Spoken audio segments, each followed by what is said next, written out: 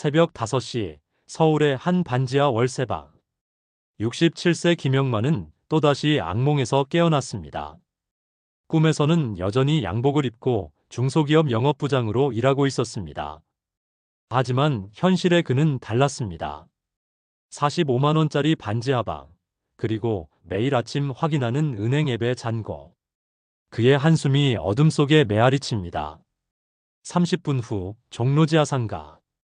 첫 차에서 내린 김영만의 발걸음이 무겁습니다.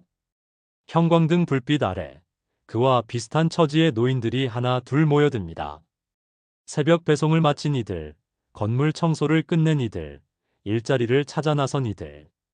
그들의 얼굴에는 지친 삶의 흔적이 깊게 패여 있습니다.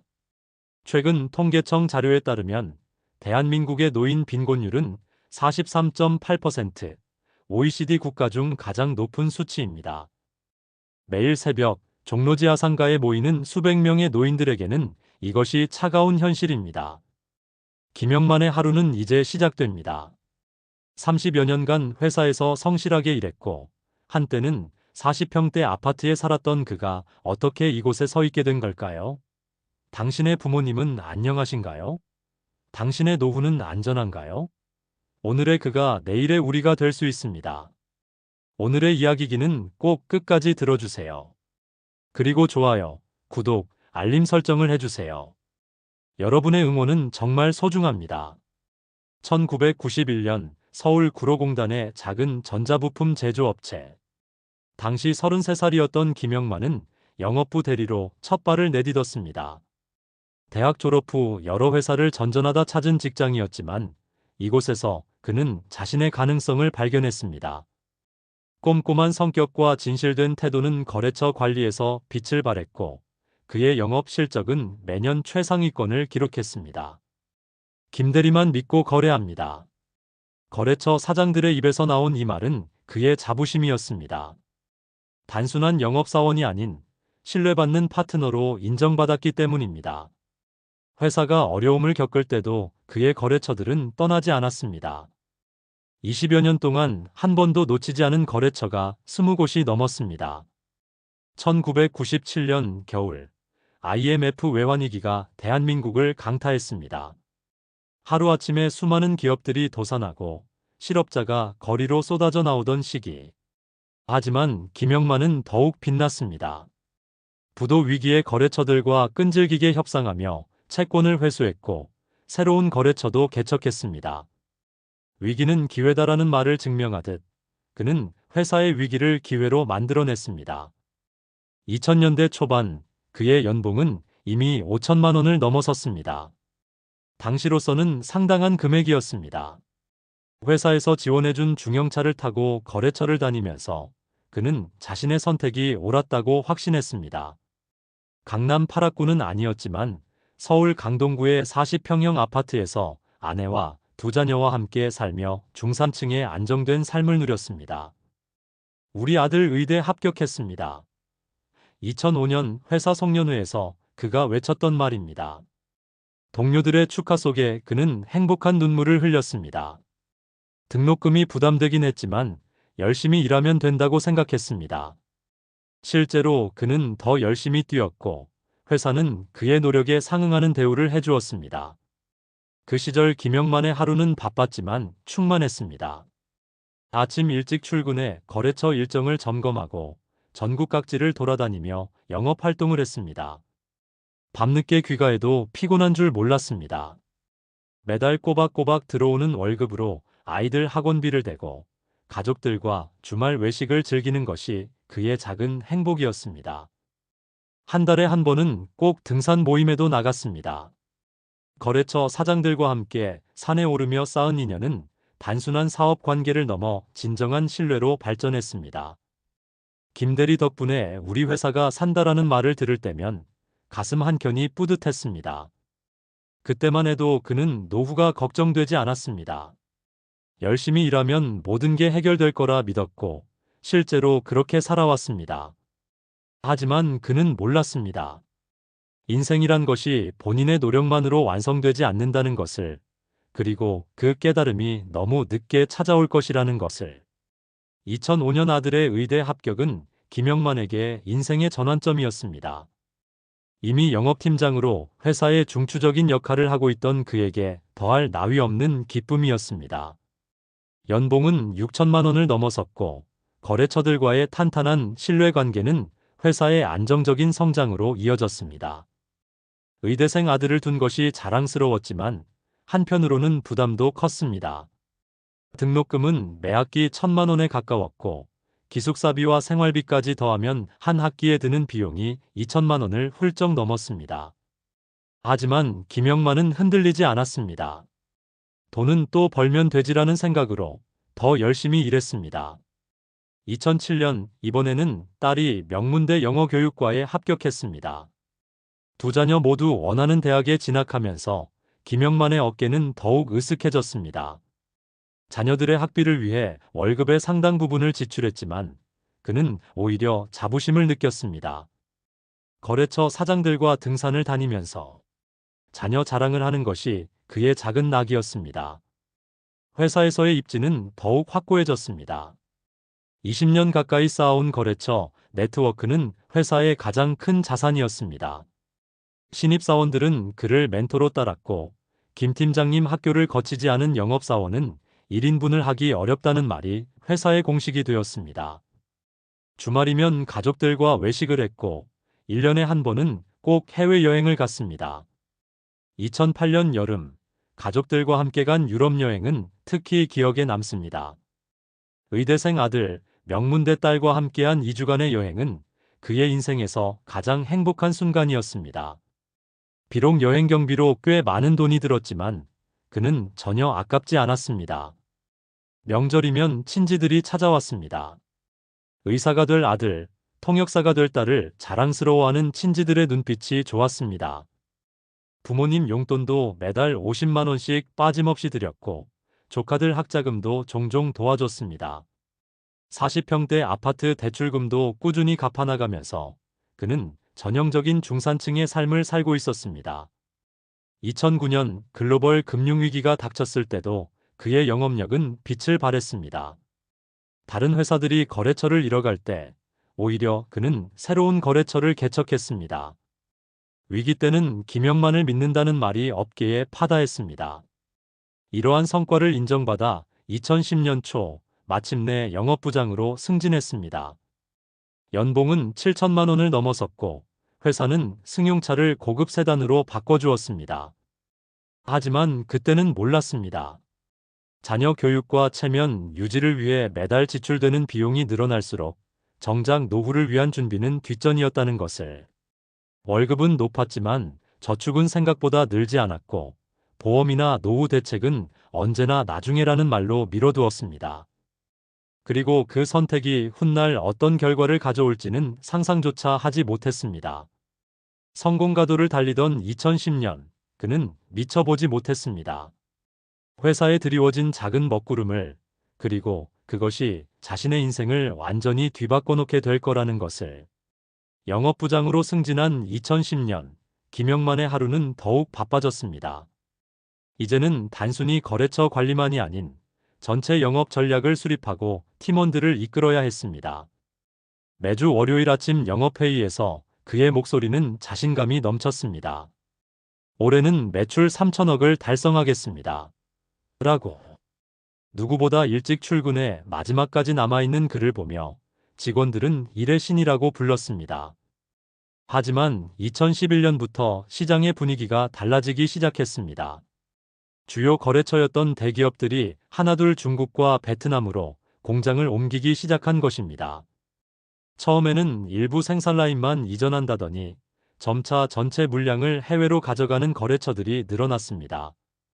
20년 넘게 거래해온 S전자 협력업체가 베트남 공장으로 물량을 옮기면서 연간 1,000억 매출이 한순간에 사라졌습니다. 김 부장, 이번 달 실적이 영 그런데. 매달 열리는 임원회의에서 대표이사의 날선 지적이 이어졌습니다. 평생 실적 1위를 놓친 적 없던 그였지만 이번에는 달랐습니다. 새로운 거래처를 개척하려 해도 중국, 베트남 업체들과의 단가 경쟁에서 밀렸고 기존 거래처는 물량을 줄이거나 계약을 파기했습니다. 2012년 겨울 회사는 구조조정을 시작했습니다. 처음에는 비정규직 계약 해지로 시작해 점차 정규직으로 확대되었습니다. 50대 이상 직원들을 대상으로 한 희망퇴직 공고가 붙었을 때 김영만의 심장이 멈추는 것 같았습니다. 55세, 아직 자녀들의 학비가 한창 들어갈 나이였습니다. 3억입니다. 위로금 포함해서요. 인사팀장이 건넨 희망퇴직 예상 금액이었습니다. 처음엔 거절하려 했습니다. 아직 일할 수 있다고, 실적은 다시 올릴 수 있다고 항변했습니다. 하지만 회사의 압박은 계속되었습니다. 매일 아침 영업회의에서 듣는 질책, 젊은 직원들의 따가운 시선, 그리고 점점 줄어드는 거래처들. 더 이상 버티기 어려워졌습니다. 의대 5학년이 된 아들이 전화로 위로했습니다. 아버지, 저희가 이제 다 컸잖아요. 퇴직금으로 편하게 쉬세요. 통역사가 된 딸도 아버지, 이제는 좀 쉬세요라고 했습니다. 30년 다닌 회사를 떠나기로 결심한 날 밤, 김영만은 마지막으로 자신의 책상을 정리했습니다. 수많은 거래처 명함들, 영업일지, 상장들. 한때는 그의 자부심이었던 것들을 하나씩 정리하면서 눈시울이 붉어졌습니다. 2013년 봄, 퇴직금 3억이 통장에 입금되던 날. 그는 마지막으로 회사를 돌아보며 생각했습니다.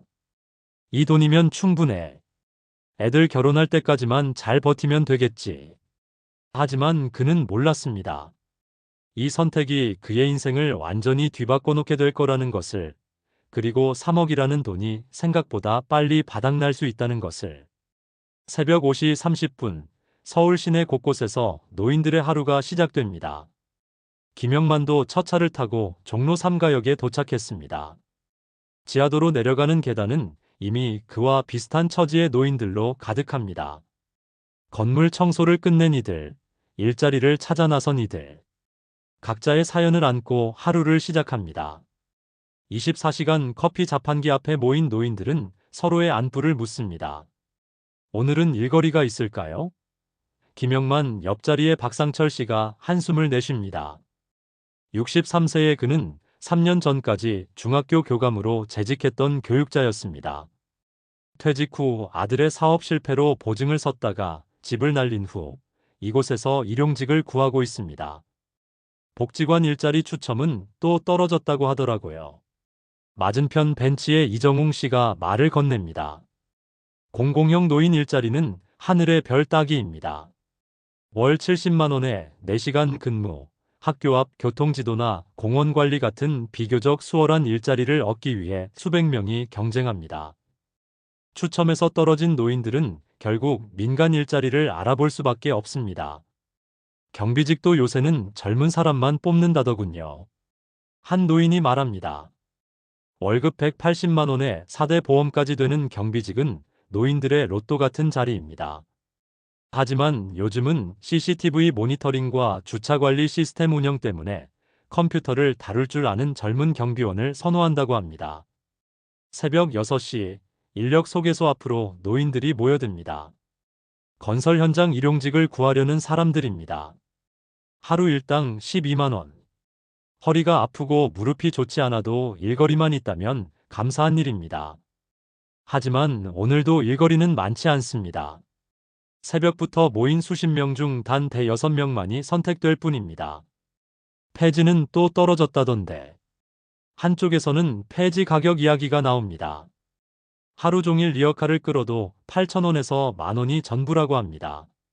그래도 70이 넘은 노인들은 그마저도 감사하다며 매일 새벽 폐지를 주우러 나갑니다. 지하상가 구석진 벤치에서는 정보 교환이 이어집니다. 어느 복지관에서 무료 급식이 시작된다더라. 어느 병원에서 노인 무료 검진을 한다더라. 어느 동사무소에서 기초수급자 신청을 받는다더라. 생존을 위한 정보들이 오갑니다. 김영만 씨는 오늘은 면접 본다고 하지 않으셨나요? 옆자리 노인의 물음에 김영만은 고개를 끄덕입니다. 강북구의 한 아파트 단지 경비직 면접입니다. 이번이 벌써 20번째 면접이지만 그는 포기할 수 없습니다. 통장 잔고는 점점 줄어들고 월세는 밀릴 수 없는 일이니까요. 새벽 7시 출근하는 회사원들이 지하상가를 가득 메우기 시작합니다. 정장 차림의 젊은이들은 바쁜 걸음으로 노인들 곁을 스쳐 지나갑니다. 그들의 눈빛에는 미래에 대한 불안이 서려 있습니다. 어쩌면 그들도 이곳에 앉아 있는 노인들의 모습에서 자신들의 미래를 보고 있는지도 모릅니다. 벤치에 앉은 노인들의 눈빛은 담담합니다. 한때는 그들도 저렇게 바쁘게 뛰어다녔고 누구보다 성실하게 살았습니다. 하지만 예기치 못한 사건들이 그들의 노후를 앗아갔습니다. 자식의 사업 실패, 병원비, 보증. 한순간의 선택이 평생을 뒤바꿔 놓은 것입니다. 시계는 8시를 가리킵니다.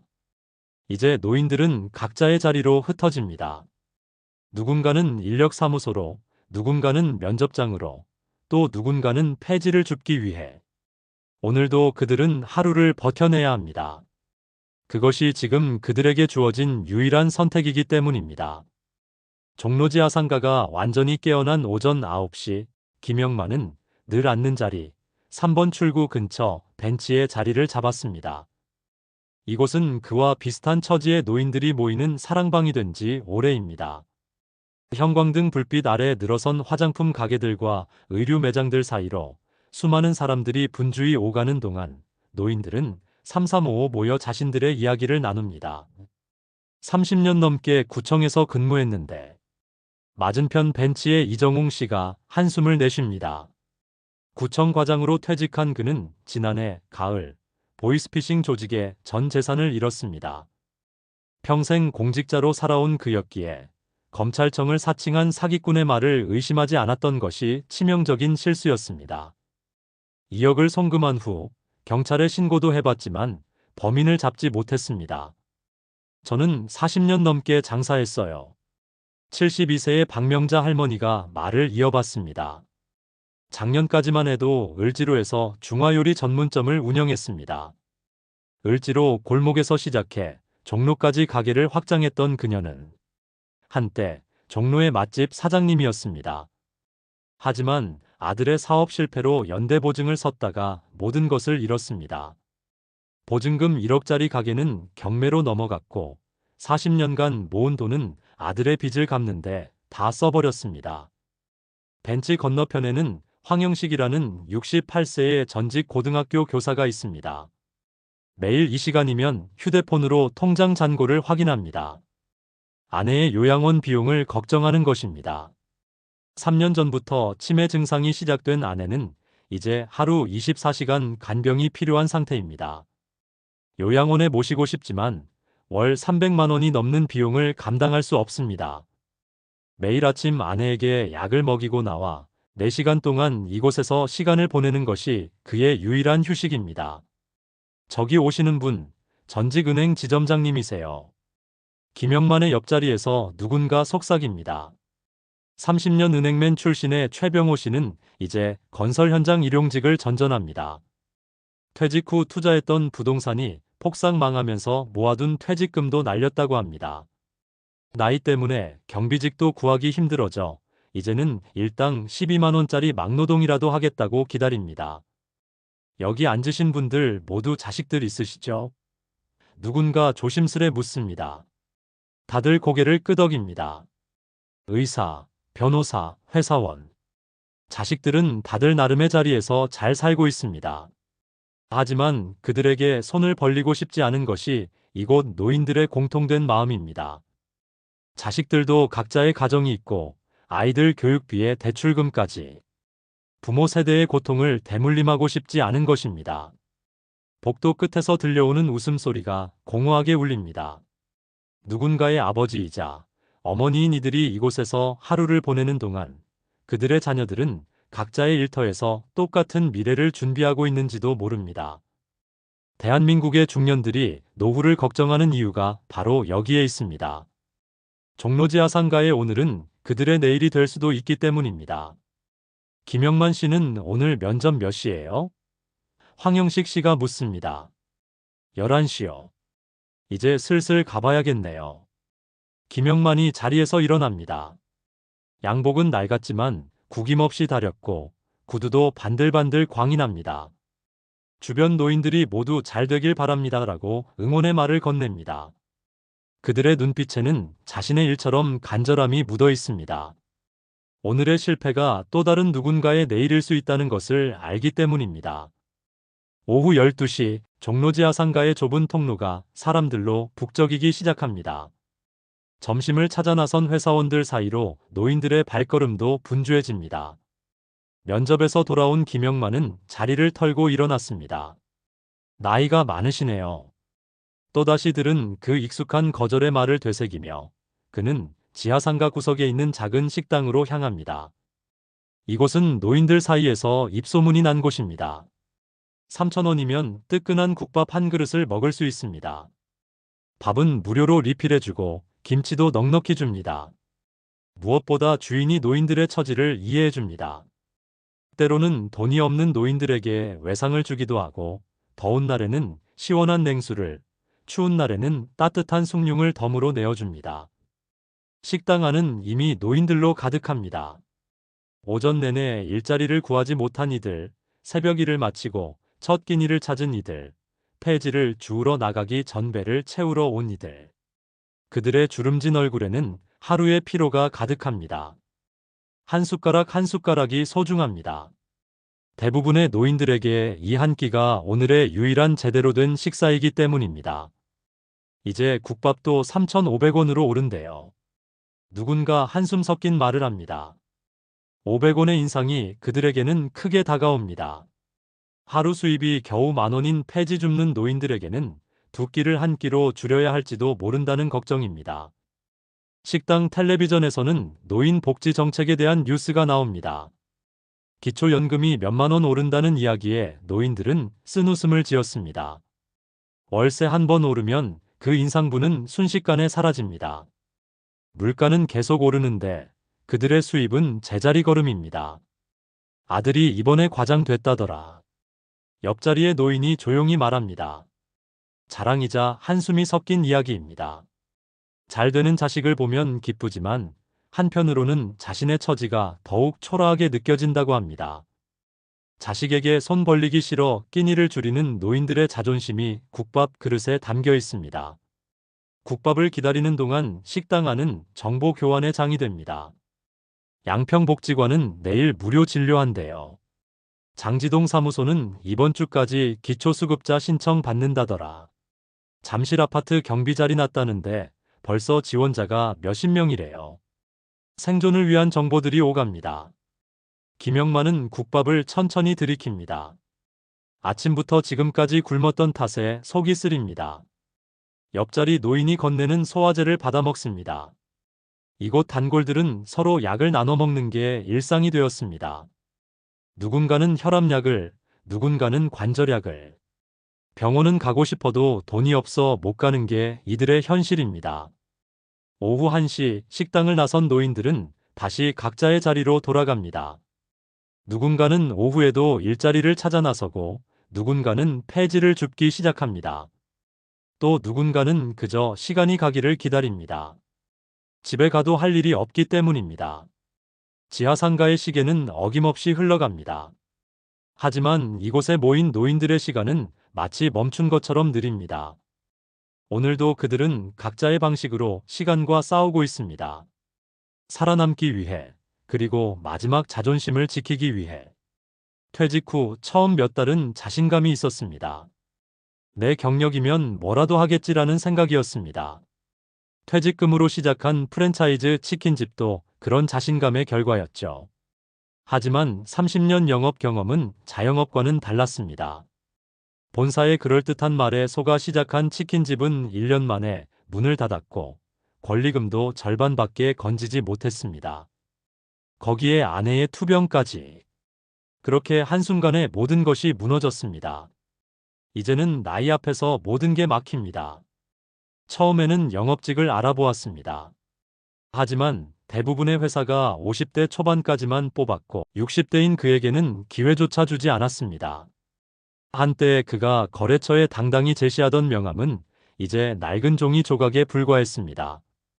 발걸음을 돌려 지하철역으로 향하는 길, 주머니 속 휴대폰이 울립니다. 구청 일자리 센터였습니다. 지난주에 문의했던 공공근로 신청 결과입니다. 죄송합니다만 이번에도 추첨에서 실패하셨습니다. 기계적인 목소리가 수화기 너머로 들려옵니다. 월 70만 원짜리 001짜리조차 수백 대 1의 경쟁률을 뚫지 못했습니다. 지하철을 타고 돌아오는 길 건너편 좌석에 앉은 회사원들이 눈에 들어옵니다.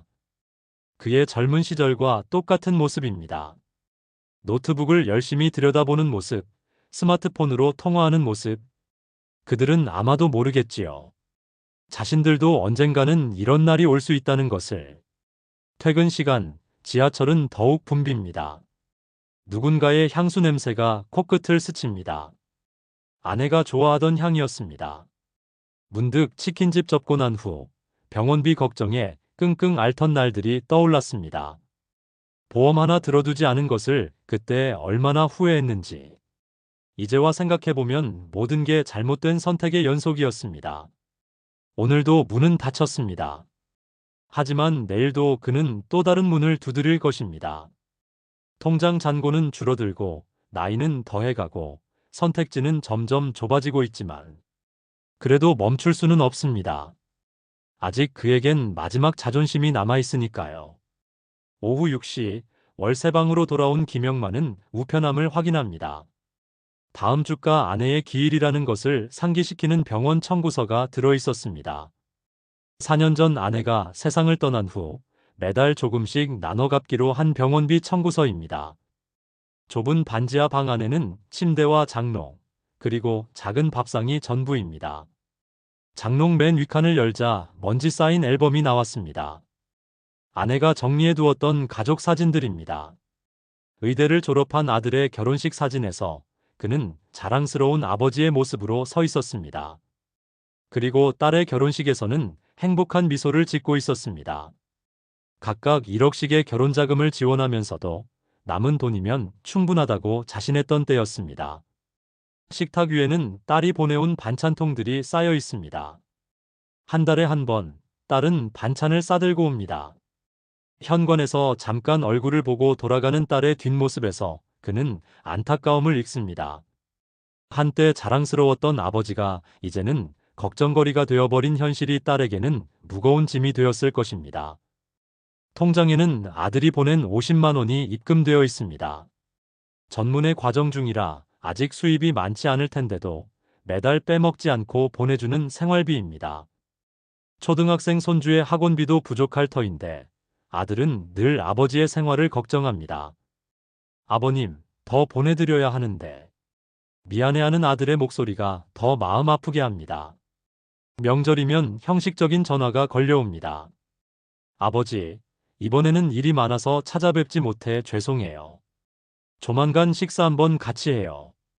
바쁜 자녀들의 변명이 익숙해졌습니다. 설날에도 추석에도 간단한 안부 전화로 대신합니다. 예전처럼 찾아오지 않는 것이 오히려 편하다고 그는 스스로를 위로합니다. 치킨집 실패 후 아내가 아프던 시절이 가장 힘들었습니다. 자녀들은 병원비를 보태겠다고 했지만 그는 고개를 저었습니다. 이미 각자의 가정이 있는 자녀들에게 더 이상의 부담을 주고 싶지 않았습니다. 벽에 걸린 달력을 바라봅니다. 이번 주 일요일은 아내의 기일입니다. 자녀들은 찾아온다고 했지만 그는 혼자 다녀오겠다고 했습니다. 자녀들이 오면 또 생활비 얘기를 꺼낼 것이고 그러면 또 그들의 미안해하는 표정을 봐야 할 테니까요. 탁자 위에는 손주들의 사진이 놓여 있습니다. 아들네 아이는 이제 초등학생이 되고 딸네 아이는 올해 5살입니다. 명절에 보내온 사진 속에서 그들은 해맑게 웃고 있습니다. 가끔 오는 영상통화에서 손주들은 할아버지, 보고 싶어요라고 말하지만 그는 웃으며 전화를 끊을 수밖에 없습니다. 초라한 모습을 보이고 싶지 않아서입니다. 저녁이 깊어갈수록 방 안의 정막도 깊어집니다. 텔레비전을 켜보지만 시끄러운 예능 프로그램은 그의 마음을 더욱 외롭게 만들 뿐입니다. 아내가 살아있을 때는 둘이 앉아 드라마도 보고 하루 일과도 나누었는데 이제는 그저 시간을 죽이기 위해 채널만 돌립니다. 창밖으로 들리는 발자국 소리에 문득 옛 생각이 납니다. 한때는 그도 저렇게 당당한 발걸음으로 퇴근했었는데 이제는 그저 낮은 곳에서 하루하루를 버티고 있습니다. 가족의 의미는 무엇일까요? 그는 오늘도 그 답을 찾지 못한 채 잠자리에 듭니다. 밤 9시, 김영만은 생활비를 계산해 봅니다. 통장 잔고 1980만 원. 어제보다 또 줄어들었습니다. 월세 45만 원, 관리비 15만 원, 공과금 10만 원, 고정 지출만 70만 원이 넘습니다. 여기에 식비와 교통비를 더하면 매달 최소 100만 원은 필요합니다. 아들이 보내주는 50만 원으로는 턱없이 부족한 현실입니다. 탁자 위에는 일주일 전 복지센터에서 받아온 기초생활수급자 신청 서류가 놓여 있습니다. 며칠째 펼쳐보지도 못한 채 그대로입니다. 의사 아들, 통역사 딸을 둔 아버지가 수급자가 된다는 게 쉽게 받아들여지지 않습니다. 하지만 이제는 진지하게 고민해야 할 때가 왔습니다. 새벽 배송 지원서도 준비되어 있습니다. 시간당 10,000원 남짓, 하루 4시간 일하면 4만 원에서 5만 원 정도. 한 달이면 100만 원 정도는 벌 수 있을 것 같습니다. 나이는 많지만 아직 걸을 수는 있습니다. 새벽 2시 출근이 걱정되지만 이제는 선택의 여지가 없습니다. 침대 밑에는 며칠 전 받아온 리어카 전단이 숨겨져 있습니다. 중고 리어카 40만 원. 한때 영업부장이 폐지를 줍는다고 생각하면 가슴이 무너져 내리지만 이마저도 이제는 계획에 넣어두어야 합니다. 옷장을 열어보니 30여 년 동안 입었던 양복들이 걸려 있습니다. 이제는 구김이 가고 빛바랜 옷들이지만 버리지 못합니다. 양복 주머니를 뒤지다 보니 명함 한 장이 나옵니다. 삼존전자 영업부장 김영만. 그때는 이 직함이 그의 자부심이었습니다. 지금은 그저 낡은 종이 한 장일 뿐입니다. 달력을 넘기며 이번 달 지출을 다시 계산해 봅니다. 다음 주는 병원에 가야 합니다. 혈압약을 다시 처방받아야 하고 깨진 안경도 고쳐야 합니다. 겨울이 다가오는데 난방비는 어떻게 감당해야 할지, 노후한 보일러가 고장나지는 않을지 걱정이 꼬리를 물고 이어집니다. 내일은 새벽 2시에 일어나기로 결심합니다. 더 이상 망설일 시간이 없습니다. 종로지 하상가에서 하루 종일 일자리를 기다리는 것보다 새벽 배송이라도 시작하는 게 낫습니다. 몸이 버텨준다면 한 달은 해볼 수 있을 것 같습니다. 밤 11시, 잠자리에 들기 전 마지막으로 휴대폰을 켭니다. 새벽 배송 지원 페이지에 정보를 입력하고 지원 버튼을 누릅니다. 이제 돌이킬 수 없는 선택을 한 것입니다. 통장 잔고는 줄어들고 나이는 더해가고 선택지는 점점 좁아지고 있습니다. 창밖으로 지나가는 발소리가 들립니다. 내일이면 그도 저렇게 새벽길을 걸어가고 있겠지요. 생각해보면 그의 인생은 늘 선택의 연속이었습니다. 회사를 그만둘 때도, 자녀들 결혼 자금을 지원할 때도, 치킨집을 시작할 때도, 그때는 그것이 최선의 선택이라 믿었습니다. 마지막 잠자리에 들며 그는 아내의 사진을 바라봅니다. 여보, 내일부터 새벽 배송을 시작해요. 이제는 자존심 지킬 때가 아닌 것 같아요. 말없이 웃고 있는 아내의 사진이 그를 위로하는 것 같습니다. 이제 불을 끕니다. 어둠 속에서 그는 내일의 선택을 받아들입니다. 그것이 어떤 선택이든 그것은 그의 마지막 자존심과 생존 사이의 타협이 될 것입니다. 매일 새벽 서울 시내 곳곳에서 수많은 노인들이 집을 나섭니다. 새벽 배송을 위해, 폐지를 줍기 위해, 일자리를 찾기 위해. 67세의 김영만도 이제 그들 중 한 명이 되었습니다. 회사원으로 30여 년간을 살아왔고 자녀들은 잘 키워냈습니다. 그의 삶은 대한민국 중산층의 전형적인 성공 모델이었습니다. 하지만 희망퇴직과 사업 실패, 아내의 투병과 사망을 거치며 그의 삶은 송두리째 흔들렸습니다. 퇴직금 3억으로 시작한 노후는 이제 2천만 원 남짓한 통장 잔고만을 보여줍니다. 자녀들은 그들의 자리에서 성공했지만 그들의 아버지는 여전히 하루하루를 버티고 있습니다. 나이라는 벽 앞에서 전직 영업부장의 경력은 아무런 의미가 없었습니다. 월세 단칸방에서 시작하는 그의 새벽은 이제 생존을 위한 또 다른 도전이 되었습니다. 이것은 비단 김영만 한 사람의 이야기가 아닙니다. 평생을 성실하게 살아온 이들이 왜 이토록 힘겨운 노후를 맞이해야 하는 걸까요? 그들의 자식 세대는 왜 부모의 노후를 책임지지 못하는 걸까요? 하지만 오늘도 해는 뜹니다. 김영만은 새벽 배송 일을 시작했고 그의 하루는 계속됩니다. 자존심과 생존 사이에서 그는 결국 생존을 선택했습니다. 그것이 그가 할 수 있는 최선이었기 때문입니다. 우리는 김영만의 하루를 통해 우리 사회의 어두운 단면을 마주했습니다. 이제는 질문해야 할 때입니다. 우리의 부모님 세대가 그리고 미래의 우리가 맞이할 노후는 어떤 모습이어야 하는지, 이 물음에 대한 답을 찾지 못한다면 오늘의 김영만은 내일의 우리가 될 수도 있습니다. 해가 저물면 다시 해가 뜨듯이 우리는 이 문제에 대한 해답도 반드시 찾아야 할 것입니다. 그것이 우리 모두의 미래이기 때문입니다.